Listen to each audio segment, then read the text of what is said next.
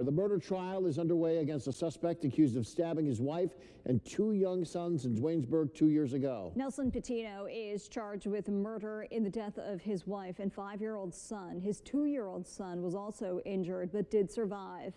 Prosecution and defense laying out their arguments during opening statements today. News 10 ABC's Zion Decoteau joining us now live in studio with more now details from the courtroom. Zion. COVID made him kill. That was the basis of Nelson Patino's lawyer's defense during the opening statements of his double murder trial today.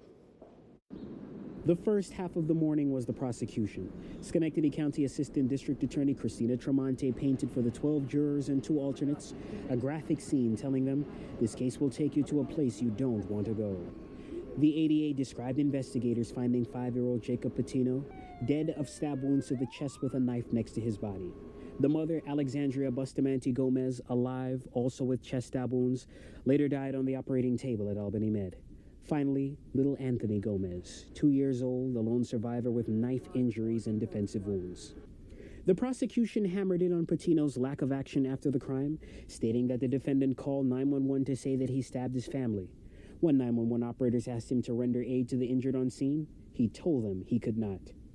The ADA stated that the defendant, Patino, had self-inflicted superficial stab wounds, which indicated a suicide attempt, meaning that Patino knew the gravity of his actions. As for the defense, attorney Michael McDermott painted Patino as a family man, a hard-working Colombian immigrant who operated a restaurant with his brothers, living a completely normal life until one day, COVID-induced psychosis made him snap. McDermott telling me during court recess that Patino tested positive for the virus after being taken into custody. He was never been arrested, never charged with even a speeding or a parking ticket. People have not come forward with a single shred of a motive. There was no domestic abuse that preceded this. There's no drug use. There's no alcoholism. There's no gambling. There's no infidelity. There's no financial issues. What prompted this to happen? And it remains a mystery unless you acknowledge the fact that mental illness played the predominant part of it. The defense attorney cited that the virus-induced psychosis is not a unique concept, stating that he will present evidence of these kinds of cases going back to the Spanish flu pandemic of 1918. The defense lawyer also argued that, quote, the only sane verdict in this insane case is a verdict of not guilty by reason of insanity.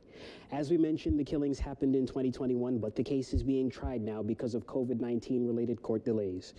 Reporting in the studio, Zion Decoteau, News 10 ABC.